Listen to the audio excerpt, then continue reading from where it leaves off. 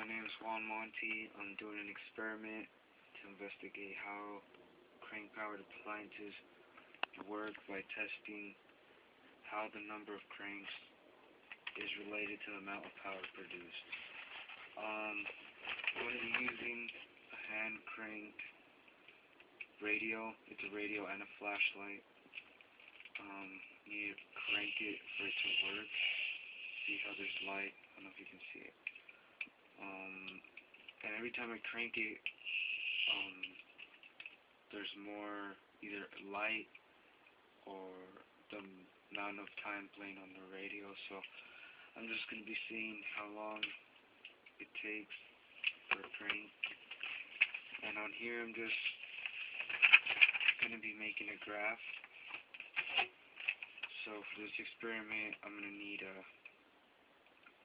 hand cranked radio, and which is this, and it can be found with outdoor or camping or emergency supplies. You can always still use a hand cranked flashlight, but it makes the experiment more challenging because you have to watch the light and until it goes out, and there's light in the room, and it's kind of hard to see the light when it's much more easier with the radio. You can just listen for the radio to stop playing while doing another quiet activity. You will need, for this experiment, you will need to make a data table in a notebook, and that's what I did. I made a data table. What I'm going to do is crank the radio 5 times and then let go. And I'm going to be using a stopwatch for when I let go, and I'm going to start the stopwatch, and then I'm going to stop it when the radio stops playing. I'm just going to be taking the amount of time it took per number of cranks for every 5 cranks. If I was using a flashlight, it would just be the same thing. Watch the light and record the time the light turns off. Then after that, once I do it 5 times and record the time, I'm going to crank the radio 10 times. So I'm going to add 5 cranks. I'm going to crank it 10 times, let go, and start the stopwatch. When the radio stops playing, I'm going to stop the stopwatch and record the time in the data table. And I'm just going to continue the procedure each time, adding 5 more cranks and timing the play time with the stopwatch. I'm just going to write down each result in the data table. I'm going to make a graph, and then I'm going to make a graph of all the data on the table. And I can either make a bar graph or a line graph. I can make a graph by hand, but I'm going to use a website on the computer. I'm going to choose to make a line graph because I can just see the difference more. I don't know, I just like them more. And then I'm just going to explain at the end what the results mean, and does the data increase or decrease? Does the cranking of the radio more times give it more power? And yeah, but before I start the experiment, I'm going to just explain how this works. The hand crank light or radio uses a generator to make electricity to power the device. A generator is usually built using a electrical coil and a magnet, which will make electricity when they are moved with each other, one another. You need to provide the movement necessary by cranking, which moves the coil in the generator. And the generator works by a magnet field inducing a voltage into the coil of the wire. And in the generator and moving the coil, there's an iron nail, and it's also important in the simple generator as it tends to concentrate the magnetic field. As the coil is wound around the nail, it tends to draw in more magnetic flux into the area of the coil, which boosts the overall efficiency of the device and increases the voltage that is produced. Also, the type of wire in the coil is important because if you use thick wire, there will be less power loss, but the downside is that the coil will get large when a great number of turns is needed. So the more I turn it, the more the coil needs to turn. So then it gets bigger and bigger and bigger, which as if it were a little wire, a thin wire, I would be able to turn it more times, but there would be more power loss. In a practical generator, some trade-off, therefore, to be found between the size of a magnet, coil, and the wire. The device of the wire is the coil. The device in here is that does everything is the coil. In this experiment, I'm just going to test the connection between the turning of the coil of the generator and the power produced by using a hand crank radio. And I'm just going to see how the number of turns affect the length of time the radio will play. And terms and concepts and background research I've found which are in this is alternative energy, power, a generator, electricity, a magnet, coil, and charge. So it needs to charge. All those things are in this, so it creates energy. So all I'm going to do is just use this hand crank radio.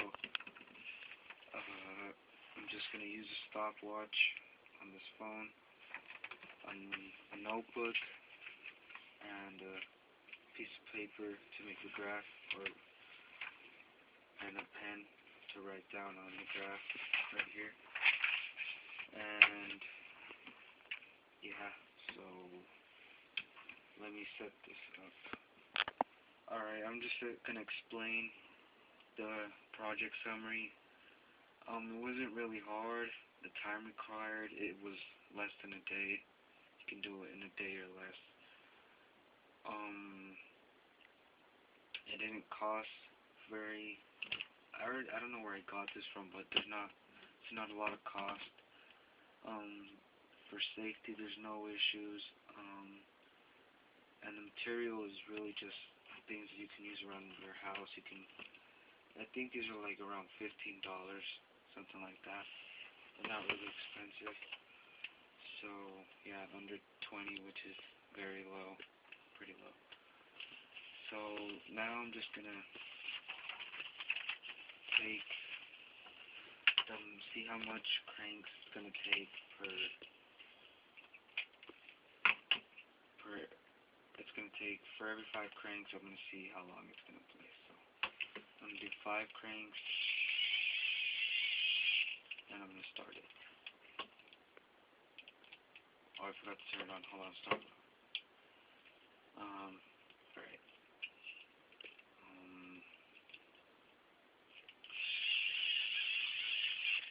Alright, go.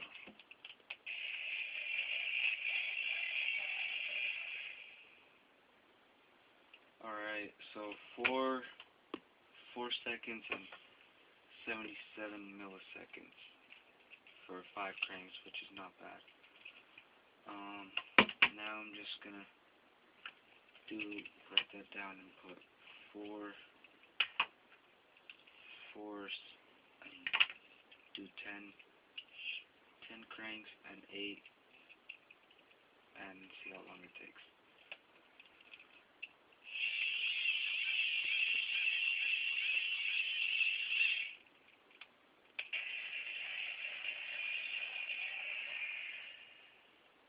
I can still hear it. This time it took 8 seconds and 23 milliseconds. So it pretty much doubled. We'll see how long it takes in 15 seconds. And 15 cranks.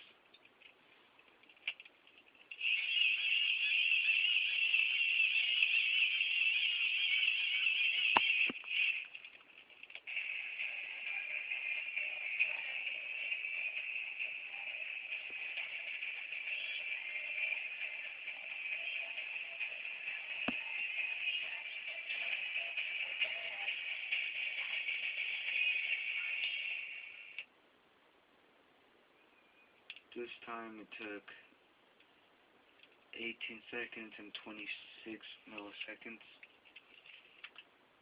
So,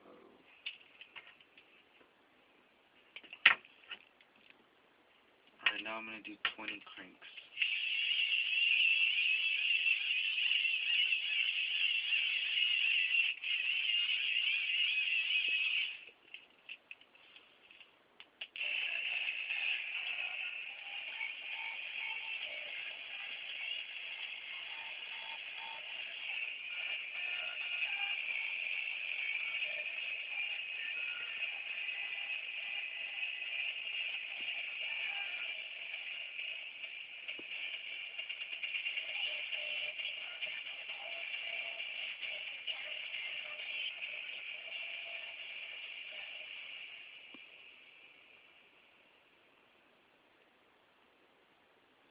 Alright, that took 33 seconds and 12 milliseconds, which was a lot for only 20 cranks.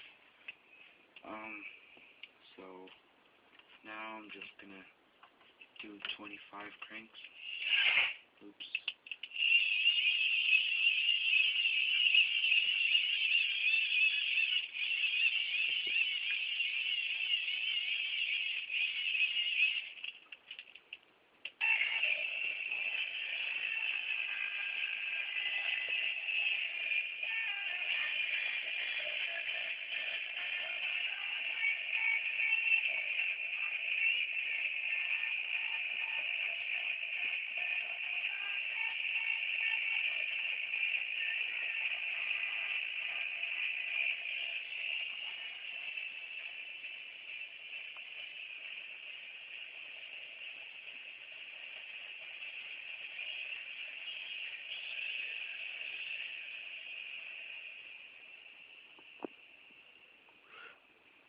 That was 36 seconds and 7 milliseconds, which is a lot.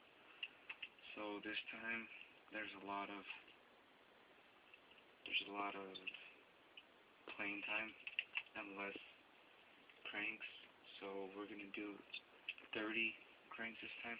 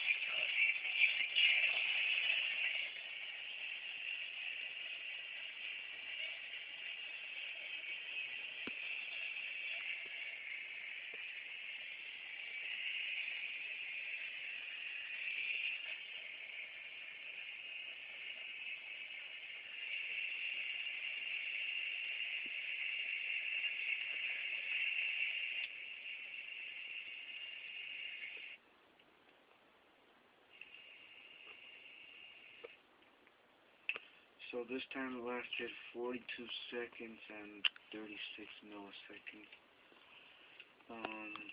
Now we're gonna see how long it takes. 35 cranks.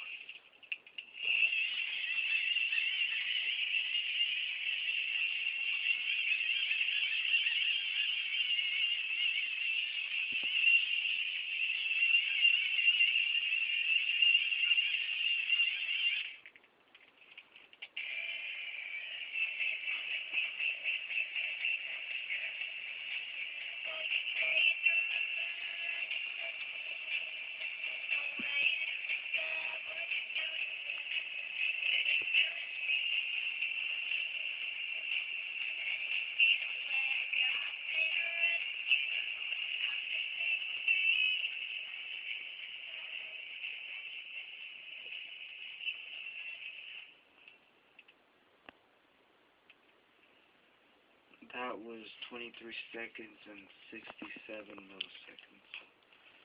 So, I guess it varies. You can't really tell how much cranks it takes for a certain amount of time. So, to me, right now I'm just gonna go make a graph, so hold on. Alright, so printed out a graph, and right here it says, can you see it? Hopefully you can. Title is how long music lasts per crank, the amount of the playing time, the number of cranks, all right here, and it's a line graph. You can see it. It varies. It goes first starts up going higher, then it goes along right here, then it goes higher, it comes down a little, then gets way high, then it comes down again. So each one of these is a total time per crank, and it was made by Juan Monti, so that's my project.